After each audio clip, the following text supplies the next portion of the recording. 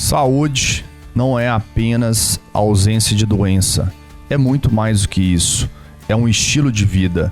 E aqui no nosso programa da Jovem Pan, para ficar bem, você sempre estará recebendo informações de convidados da área da saúde sobre saúde em forma geral, bem-estar, qualidade de vida, longevidade. Aqui a gente sempre estará trazendo informações de extrema qualidade de forma simples para vocês. E o meu nome é Thiago Vilela Lemos, eu sou fisioterapeuta e também profissional de educação física. E estou aqui com meu grande amigo e xará, Thiago Veiga Jardim, eu sou médico cardiologista. E a ideia é sempre receber convidados que estarão falando sobre temas relacionados com a saúde e o bem-estar e sempre com muito embasamento científico, né? Que a ideia é sempre trazer informação de qualidade, informação que tenha um respaldo científico sólido, que não seja baseado em achismo, porque na saúde não tem espaço para achismo. E hoje não é diferente, a gente vai estar recebendo aqui a doutora Viviane Sarkis, que é gastroenterologista pela Universidade Federal de Goiás e é diretora da Sociedade Goiana de Gastroenterologia e membro do corpo clínico do Instituto do Aparelho Digestivo. E a doutora Viviane vai estar falando com a gente sobre desbiose, sobre alterações da microbiota intestinal, e a ideia é sempre, como eu disse, né, com muito embasamento científico. Doutora Viviane, muito obrigado aí por aceitar o convite, seja muito bem-vindo a estar aí com a gente. Eu agradeço, bom dia a todos, agradeço o convite, né, aos Thiagos, principalmente ao Thiago Vilela, um grande amigo, querido. Eu acho muito importante esse programa, queria frisar isso aqui diante da medicina atual, Thiago, tão cheia de charlatanismo e informações que não têm conteúdo científico nenhum. Nós temos a responsabilidade de levar para as pessoas leigas, para a população, realmente informações reais e com embasamento científico, né? Muito obrigada pelo convite, é um assunto que eu amo falar, estou à disposição. Fantástico, Viviane. Falar, né, com você sempre é um prazer. Hoje a Viviane também é minha médica, que cuida aí da minha microbiota intestinal, e eu vou começar a falar sobre isso, né? Porque eu sou profissional da saúde e com certeza eu aprendi muito como paciente, e eu queria que inicialmente, Viviane, você falasse o que é essa microbiota intestinal para as pessoas aí. E qual que é a função disso no nosso intestino, no nosso corpo? Bom, de forma simples, a microbiota, então, é o conjunto de todos os micro-organismos, né, vivos que vivem, teoricamente, em harmonia no nosso intestino. Então, incluem bactérias, vírus, fungos, protozoários e, recentemente descrito também, Thiago, as arqueias, que são bactérias produtoras de metano, né? A função da nossa microbiota, ela não está simplesmente no intestino. Então, nós sabemos que é muito mais do que isso. Ela inclui auxílio na digestão dos carboidratos que nós ingerimos, uma vez que facilita a produção dessas enzimas que quebram esses carboidratos. São responsáveis pelo nosso sistema imune, né, na proteção dos patógenos que chegam ao nosso intestino, então conferindo uma barreira mucosa de proteção.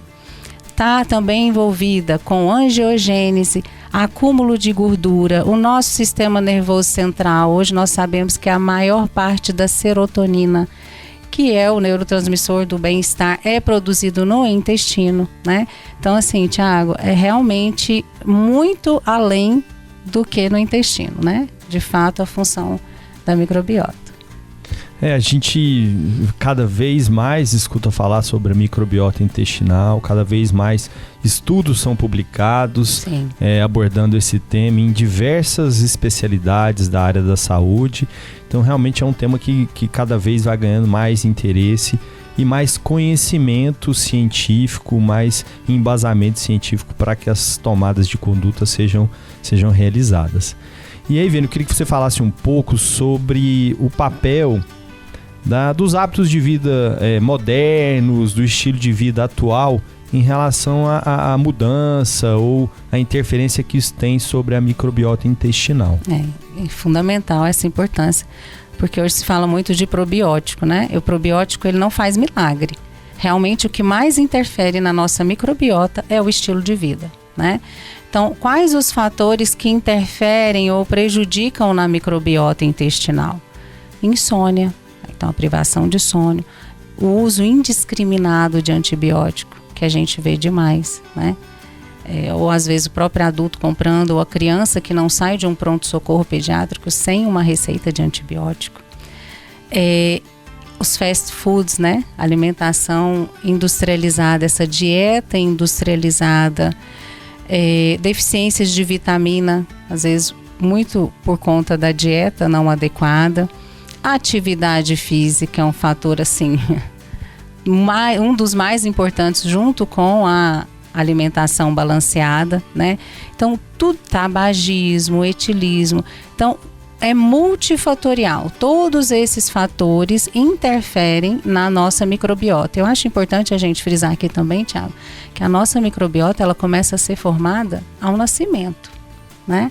Então, a importância, hoje se fala muito da obesidade infantil, de se cuidar da dieta dos nossos filhos, das crianças, né?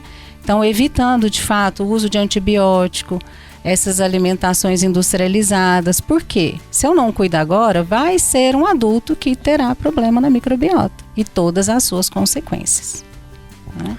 Fantástico. E realmente, né, a gente às vezes lida com uma série de sinais e sintomas, né, Viviane, e que eles são investigados em várias linhas da saúde, da medicina, e não se descobre, né, às vezes a origem.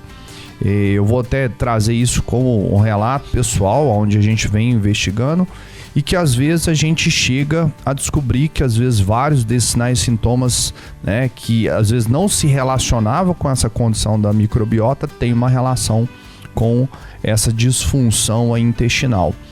E eu sei que recentemente, né, a gente chegou a um diagnóstico, né, no caso meu, que é a tal da disbiose, que para mim era uma coisa nova, nunca tinha ouvido falar dessa condição na vida. Eu queria que você falasse um pouquinho dessa condição. O que é a disbiose? Certo. Então, no nosso intestino vivem em equilíbrio bactérias boas e ruins, né? Então, quando essas ruins estão em excesso, essas bactérias, elas, por ação direta na mucosa intestinal, inflamam esse intestino, dificultando a absorção de nutrientes, gerando intolerâncias secundárias, deflagrando citocinas e aí todo aquele processo inflamatório, gerando, e hoje associado a várias outras doenças, né? O eixo intestino-cérebro, intestino-pele, né? Doenças cardíacas também, né? Síndrome metabólica. Então, a disbiose é esse desequilíbrio na microbiota com o excesso das bactérias ruins e redução das bactérias benéficas, né? Conceitualmente é isso. Perfeito. E como que a gente vai fazer para poder suspeitar que a pessoa está com disbiose? Como é que a gente vai conseguir identificar que realmente existe um desbalanço aí, né, entre essa microbiota intestinal? Quais seriam os sinais, quais seriam os sintomas? Como é que a gente faz para investigar? Qual seria o método diagnóstico que a gente pode usar para poder tentar diagnosticar, né? Como seria essa condução do indivíduo com essa suspeita aí de disbiose? Os sintomas mais comuns, Thiago, são... vou falar primeiramente do trato digestivo, mas não fica só aí, né? Então, distensão, flatulência, borborigmo, que a gente fala que são os barulhos, né? Então, um abdômen que faz muito barulho. Um abdômen que amanhece plano de manhã e vai distendendo, chega à noite e já está com o abdômen. Tem paciente que fala, eu estou com o abdômen de grávida no fim da tarde, né? Então, tudo isso é fruto da fermentação dos alimentos causadas pelo excesso de bactéria ruim. Além disso, diarreia, alternância do hábito intestinal, não só diarreia, constipação também. Os pacientes que têm a microbiota produtora de metano têm mais constipação do que diarreia. E aí, cansaço, fadiga, um cansaço que não tem explicação, né? Uma astenia, e por aí vai, né? Alterações de pele, hoje a gente sabe, acne, rosácea e dermatite atópica tem associação também na endocrinologia, várias outras doenças, tiroidite de Hashimoto, um paciente que tem hipotiroidismo e sempre precisa de cada vez de doses mais altas da medicação, né? Porque esse intestino não está absorvendo adequadamente essa medicação, né? Então, assim, tem praticamente, acho que todas as especialidades, eu poderia citar aqui alguma doença que tem associação com a disbiose. E é muito interessante, né, Tiago, que muitas pessoas que já passaram aqui falando de nutrição, né, falando de suplementação alimentar, recentemente tivemos um programa que a gente falou sobre isso, e às vezes a gente está tomando um remédio, às vezes a gente está tomando um suplemento alimentar, a gente está tentando fazer uma dieta balanceada, e às vezes o intestino ele não está conseguindo, né, realmente absorver esses nutrientes, né? Então, assim, Viane, o que hoje viver com essa condição, né, de disbiose pode trazer de algumas doenças e consequências para a saúde das pessoas? Além da péssima qualidade de vida, né, Tiago? Eu atendo paciente que não consegue comer fora. Tem diarreia, tem distensão, passa mal, vomita. Então, além do aspecto psicológico, eu tenho o aspecto mesmo orgânico, né? Então, o paciente já atendi paciente desnutrido. Essa mucosa, ela vai inflamando cada vez mais, eu vou absorvendo e tolerando cada vez menos alimento, então fazendo exclusões cada vez mais sérias, ao ponto de afetar a nutrição do paciente, né? E associada a isso, depressão. Hoje nós sabemos, temos estudos com embasamento científico, pacientes principalmente com intolerância à frutose, onde a maioria é intolerante secundária à disbiose, tem maior índice de depressão, de transtorno de ansiedade, né? Então são várias comorbidades, Thiago, né? Várias mesmo.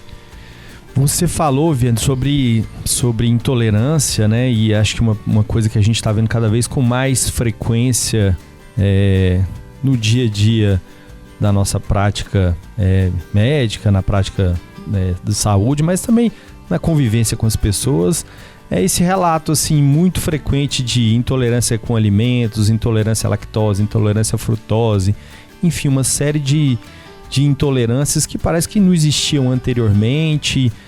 E eu queria que você falasse um pouco sobre isso e qual que é a relação que existe entre essas intolerâncias e disbiose, né? Se é que existe alguma relação nesse sentido. Um ponto muito importante, Thiago, que você citou. Eu falo nas aulas, inclusive, que para o paciente ser intolerante, ele precisa ter algum sintoma, sinal após a ingestão daquele alimento, né? O que eu vejo hoje é muito super diagnóstico.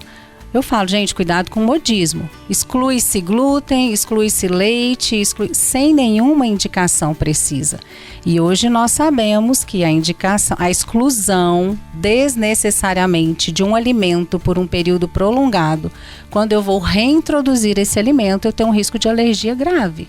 A alergia já é mediada, né? Então, assim, pensando no paciente de fato intolerante, que tem sintoma, porque hoje nós temos até distúrbios alimentares relacionados a isso, né? Hoje nós sabemos que essa mucosa inflamada, secundariamente a disbiose, ela vai ter sim uma dificuldade de absorver nutrientes, dentre eles, né? O glúten, a frutose, mas os consensos norte-americano e o guideline europeu me orienta, diante de uma hipótese de intolerância alimentar, descartar primariamente disbiose. Porque eu sei que essa mucosa inflamada, pelo excesso de bactérias ruins, não vai conseguir absorver adequadamente o nutriente. E não adianta eu ficar excluindo nutrientes se o problema é o intestino e não de fato o alimento, né? Para isso nós temos, acho que eu posso falar aqui, o teste padrão ouro hoje, que é o teste do hidrogênio expirado. Anteriormente tínhamos só para hidrogênio e agora recentemente no Brasil para hidrogênio e metano, que é um teste super simples, não invasivo e que consegue nos dar o diagnóstico, né, desse supercrescimento bacteriano do intestino delgado ou no supercrescimento metanogênico intestinal, que são as condições mais comuns que levam a essa alteração intestinal. Ótimo, eu até fiz esse exame esses dias, né? Não deu nada. viu, Xará? Então, você prepara, porque agora eu vou voltar no ciclismo cada vez mais forte. Viviane, e esse tema agora nesse bloco eu acho fantástico, eu já venho escutando isso, né, na mídia aí há muito tempo, que é esse eixo intestino-cérebro, né? E eu achei fantástico essa relação, né? Tem alguns que até falam que o intestino é o segundo cérebro. Eu queria que você falasse um pouquinho sobre isso. Como é que essa relação, ela de fato existe, né? Entre esses dois órgãos tão diferentes e tão distantes. Na verdade, eles estão distantes, mas completamente conectados, né? E são de via dupla, eu brinco. Tanto o cérebro interferindo no intestino, quanto o intestino, né, atuando em alterações cerebrais. No intestino, porque, como eu falei anteriormente, a maior produção de serotonina do nosso corpo é intestinal, né? É ali que eu absorvo o triptofano, que é o precursor. Então, se eu tenho o intestino inflamado, eu não vou conseguir absorver adequadamente o triptofano. Isso vai prejudicar a minha produção de serotonina, interferindo então no meu bem-estar e levando a transtornos depressivos, de ansiedade. E o estresse, né? A ansiedade, por meio do hipotálamo, estimulando a adrenal, liberando cortisol, deflagrando todo o processo inflamatório, liberação de citocinas, também interferindo no intestino. Hoje a gente sabe da relação, né, do estresse, da ansiedade com a síndrome do intestino irritável, com distúrbios funcionais do aparelho digestivo. Então, realmente, a gente precisa aprender a controlar o estresse. Um paciente meu brincou, falou assim: a senhora está pedindo isso para essa vida ou para as próximas? Não, é para essa mesmo, né? Ficar sem, eu acho que não tem jeito. Mas cabe a nós buscarmos aí opções para aprender a controlar, de fato, o estresse, né? Eu costumo falar que lidar com o estresse é uma das coisas mais difíceis, né? Porque não tem uma regra mágica, né? Não é igual para todo mundo, né? Então, assim, você vai ter que aprender realmente a conviver com aquilo e, enfim, lidar melhor com essa situação. Mas falando mais aí um pouco sobre disbiose, microbiota intestinal, eu queria que você falasse, Viane, um pouco sobre a questão de obesidade, o papel dessa microbiota intestinal na obesidade, alguns casos extremos, né, os pacientes de cirurgia bariátrica. Se você fizesse um comentário aí relacionado com isso aí, porque a gente sabe que existe uma relação muito clara, né, e muito bem estabelecida entre obesidade, dificuldade de perda de peso, e essas alterações da microbiota intestinal. Então, eu queria que você falasse um pouquinho disso aí para a gente poder entender melhor. Hoje nós sabemos que a microbiota do obeso é diferente, né, da microbiota do paciente com peso normal, digamos assim. E sabemos que a microbiota interfere tanto ali naquele processo inflamatório, produção de GLP-1, todos os hormônios da saciedade, dificultando então a perda de massa gorda e o ganho de massa magra, né? Teve um estudo bem interessante que mostra realmente, de fato, a alteração importante dessa composição da microbiota nos pacientes obesos, né? Mas eu acho importante falar aqui também, Thiago, que o mais interfere, tem a predisposição genética da microbiota, da disbiose, Thiago. Hoje a gente sabe que um pai que tem disbiose, os filhos, né? Mas o fator mais importante foi a mudança do estilo de vida, né? Então, assim, não se justificar por isso. Minha família... Não. A mudança do estilo de vida interfere na microbiota, consequentemente na perda de peso, na síndrome metabólica, em tudo isso, né? E qual dieta, né? Hoje a gente sabe que a dieta mediterrânea foi a que mais teve impacto para essa melhora da microbiota, a atividade física e o consumo de lácteos, principalmente fermentados, né? Foi o que teve mais benefício na microbiota com relação à dieta, né? Coisa engraçada, né? E cada vez mais eu escuto, né? Não, você tem que parar de tomar leite, você tem que parar, né?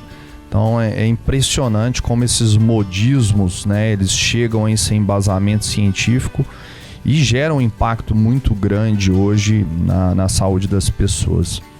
Viviane, recentemente nós, né, até no último programa que a gente lançou, a gente falou sobre depressão, né, e foi um programa muito interessante, é uma condição também muito crescente no Brasil e no mundo. Até a gente falou de dados aí que eu não sabia, né, que o Brasil é o segundo em depressão e o primeiro em ansiedade no mundo. E assim, você estava falando desse eixo cérebro, intestino. Então, uma das coisas que os pacientes que, né, são muito ansiosos, depressivos, eles precisam também de investigar e correlacionar essas questões também a nível intestinal para ver até como forma de tratamento, correto? Sim. Não que essa disbiose seja apenas a causa dessa depressão, né, Tiago?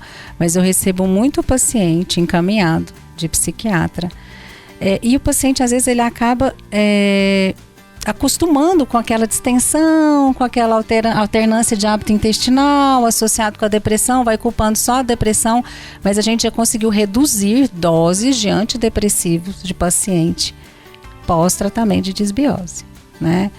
E assim, é multifatorial, né? Não é probiótico, não faz milagre, o tratamento da disbiose não faz milagre, é o tratamento com o psiquiatra, é a atividade física, é a dieta, mas com certeza a microbiota tem um papel muito importante para ajudar esses pacientes, né? Hoje nós temos probióticos que agem no eixo intestino-cérebro, né, de forma comprovada cientificamente. Cepas específicas que melhoram e ajudam esses pacientes com transtornos depressivos ou de ansiedade. A gente vê que tá tudo integrado, né? Totalmente integrado. Não tem nada, né? Nenhum sistema é isolado. Eu acho que cada vez mais, né, Tiago? A gente estuda, Tiago, a sensação é essa. Eu amo estudar a microbiota e cada vez que eu estudo mais, eu vejo que a gente sabe menos, né? É um mundo a ser descoberto aí. E é muito complicado, né, Tiago? Porque cada vez mais existe essa hiperespecialidade da saúde, né? E aí você fica muito especialista. E aí eu fiquei pensando assim, por isso que aqueles médicos antigos, né? Aqueles clínicos que entendiam de tudo, realmente eles tinham uma visão diferente da saúde. Mas eu estava falando de como as coisas são integradas, mas que quando a gente vai falar de saúde, bem-estar, que é o nosso tema aqui, assim, algumas coisas sempre voltam, né? Atividade física sempre está presente, uma alimentação saudável sempre está presente, as questões relacionadas ao sono sempre vão estar presentes. Então, assim, são pilares aí básicos, né, para uma promoção de saúde. E aí, Viane, eu queria que você falasse um pouco, aí já seguindo aí para abordagens terapêuticas, né? Você falou de probiótico, mas assim, quais seriam as estratégias onde existe mais evidência de benefício para tratar um paciente que fez o diagnóstico de uma disbiose? Certo. O paciente o diagnóstico feito, né, pelo teste de hidrogênio esperado ou hidrogênio e metano. Nós temos antibióticos, hoje nós temos o padrão ouro, que é um antibiótico específico, que ele atua pontualmente no intestino, praticamente zero absorção na circulação sistêmica, né? Isso é uma medicação muito segura, praticamente zero efeito colateral. Associada a isso, probióticos e, de novo, a mudança do estilo de vida, né? O paciente, ele fala, eu vou tomar isso aqui, eu vou melhorar. Vai, mas se você continuar na vida louca, sem dormir, com estresse, sedentário, isso vai voltar, né? Eu sempre brinco, probiótico não faz milagre, não faz mesmo, né? Então, hoje nós temos tratamentos específicos para isso, dependendo da disbiose que o paciente tem. Então, a disbiose é um mundo. Eu tenho a SIBO, que é o produtor de hidrogênio, eu tenho o IMO, que é o produtor de metano, eu tenho o SIFO, que é o supercrescimento fúngico do intestino delgado. Hoje, agora, recentemente, superprodução de sulfeto intestinal. Então, assim, e aí, dependendo do gás que a microbiota produz, eu vou direcionar o meu tratamento. Mas todos esses englobam mudança do estilo de vida, dieta, controle do estresse, do sono, né? Isso aí é para todo mundo. Fantástico. E pra gente, ainda nessa linha de probióticos, eu escuto muito, esse probiótico ele é melhor, não tem não sei quantos, né, milhares, milhões de unidades. Então, assim, eu queria que você falasse como que hoje é indicado, como escolher esses probióticos, porque hoje eles estão disponíveis ali nas farmácias. Sim. Eu queria que você falasse um pouquinho sobre isso, Viane. Eu brinco que o probiótico, Thiago, tem nome, sobrenome e CPF, né? A minha microbiota é diferente da sua, que é diferente do Thiago, é como se fosse uma impressão digital, né? E nem sempre o probiótico que vai fazer bem para mim vai fazer bem para você. Então, nós temos cepas específicas para diarreia, para constipação, para os pacientes que têm distúrbios psiquiátricos. Então, assim, uma coisa que eu acho importante falar aqui, que nós não temos respaldo na literatura para manipular probiótico. Eu chego muito no consultório, né, e muito pelo contrário, as literaturas até condenam, né, porque de fato são micro-organismos muito sensíveis. Quem me garante que ali naquela farmácia de manipulação as condições estão perfeitas e que tanto desse probiótico vai chegar vivo no meu intestino? Eu acho importante falar isso também, que é um problema bem comum no consultório que a gente pega. Então é isso, probiótico tem a prescrição correta para cada tipo de paciente, né, e sem indicação de manipulação. Sempre, essa é outra coisa também que a gente sempre conversa aqui, a gente sempre está escutando, que é justamente essa questão da individualização do tratamento, né? Cada condição clínica, cada condição, ela tem que ter uma abordagem individualizada, né? Para a gente conseguir ter o melhor resultado. Eu queria que você falasse também um pouco sobre antibióticos, né? Hoje existe um uso muito indiscriminado de antibióticos. Acho que isso, durante a Covid, isso foi uma coisa muito intensa, assim, que a gente vivenciou de uma forma muito clara, muito evidente, muita pressão para a prescrição de antibióticos. Isso ainda persiste. E eu queria que você falasse qual que é o risco, né, de se usar antibiótico de uma forma indiscriminada, porque às vezes as pessoas não têm essa noção. Mas passa um antibiótico, qual que é o problema? Só um antibiótico. É só um antibiótico. Né? Qual que é o problema? O que vai me atrapalhar nesse sentido? Então, eu queria que você falasse especificamente do papel aí de uso indiscriminado de antibióticos nesse contexto, né, de microbiota intestinal. Nós sabemos que os antibióticos, dentro das medicações, é a medicação que mais causa desbiose, né? Que ele seleciona ali, ele faz uma seleção, e aí essas bactérias ruins desequilibram, e isso é um causador de desbiose, né? Além disso, saindo um pouco do intestino, além da colite pseudomembranosa, que é uma colite grave causada pelo uso de antibióticos, eu chamo atenção para as lesões hepáticas, né, Thiago? Pego demais hepatite medicamentosa por conta, e você vai ver, o paciente usou 2, 3 antibióticos de forma inadvertida, sem prescrição médica. Então o prejuízo não fica só no intestino, né? Lesões hepáticas graves também por conta disso, né? Bom, foi fantástico, Vi. Muito obrigado, né? Eu acho que esse tema é um tema ainda muito desconhecido pelas pessoas, e uma das intenções nossas é tentar trazer isso de forma mais clara para as pessoas até entenderem qual profissional buscar, né? Às vezes eu comento com isso com o paciente, eles não sabem qual a especialidade, né, médica que eu vou procurar. Eu queria que você deixasse uma mensagem final, né, sobre o tema, sobre a sua especialidade aí de atuação, para as pessoas, né, principalmente pensando em se cuidar cada vez mais e melhor. Valorizem o seu intestino, né? Hoje nós sabemos que ele vai muito além de só conduzir, né, Thiago, assim, o alimento no trato digestivo. Valorize o seu intestino, não ignore se você tem sintoma intestinal como distensão, borborígamo. Isso pode ser uma alteração, porque realmente a gente vê a importância desse intestino na sua saúde como um todo, né? Saúde mental, psicológica. Eu estou à disposição, eu sou gastroenterologista apaixonada pela microbiota, por desbiose, por intolerância alimentar, Thiago sabe.